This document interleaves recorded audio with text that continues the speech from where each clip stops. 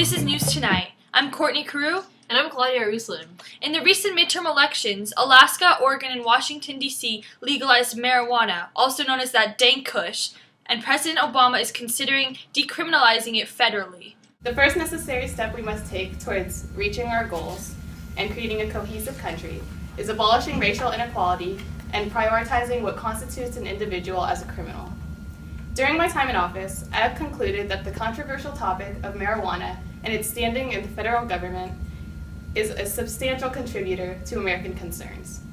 I'd like to focus the efforts of law enforcement to problems that are bigger than the recreational and medical marijuana usage and revoke the incarceration model that is currently held for marijuana users despite Republican ideals. And up next is a clip of Congress discussing new proposed bills. Congress recognizes Representative McCarthy. Representative Marley, according to the bill, you said that no new laws will be created until sufficient evidence is accumulated. How will you assume that enough evidence has been accumulated to find out the causes of violence through guns? This is News Tonight, and I'm Courtney Carew here with Democratic Senator Mark Udall. One of the benefits of the legislation that I'm trying to pass is that right now a lot of money goes into the prisons and institutions that they have to prosecute and imprison the people who are fined for marijuana use.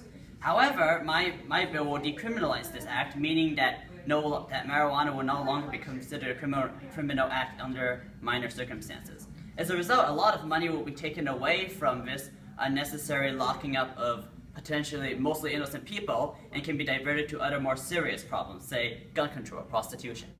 Approximately $8.7 billion can be saved from law enforcement alone. Another benefit of decriminalization is its potential in solving overcrowding in prisons. Not only can it create more space in prison for more serious crimes, but it can also lower the amount of money poured into prisons as the number of inmates is reduced. The average cost per prisoner is estimated to be about $25,000 per year, and in 2007 alone, 42% of drug-related arrests were caused by possession of marijuana alone. Half of funds used for drug-related arrests can be eliminated or allocated for more serious crimes if marijuana is decriminalized. As the United States is already in a high amount of debt, this would be a smart move for the country and the taxpayers. Up next, we have Senator Blunt discussing his views on proposed marijuana legislation. This is News Tonight, and I'm Courtney here with Senator Roy Blunt from Missouri, talking about his proposed legislation. Mr. Blunt, what is your proposed legislation in dealing with the federal use of marijuana? The legislation that I'm proposing will create a program in 8th grade that public middle schools around the nation will have a part of their curriculum designated to studying the negative effects of marijuana. And at the same time, I am trying to increase airtime on news channels to make sure that the general public knows more about the negative effects of marijuana and why it should be a crime. In the past few years, schools have greatly cut their education budget for things including art and music and extracurriculars. Where do you plan to get the funds to add this additional class or information into the curriculum? What I'm doing is I'm going to try to raise some more taxes for the federal education, but it'll be more of a transfer from the Affordable Care Act, which I'll take some more funding out of. So if you have these funds, are you ultimately suggesting that you inform about the negative uses of marijuana over something like physical education or art, which have already been cut from many schools? I'm not saying that at all.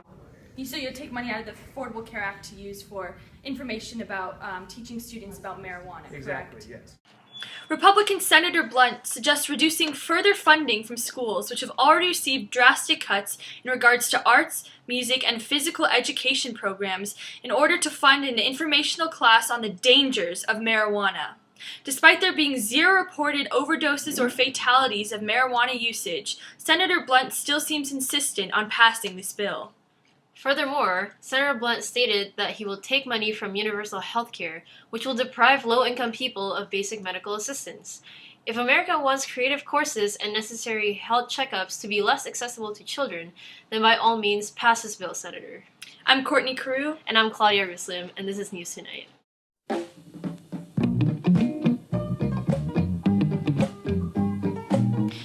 Oh man, I'm so hungry here in this dirt. I wish there was some food we had.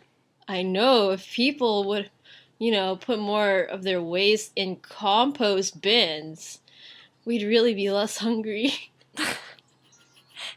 And we could use our own fecal matter to break down the nutrients of leftover food. It's a win-win. Eat compost from your local liberals.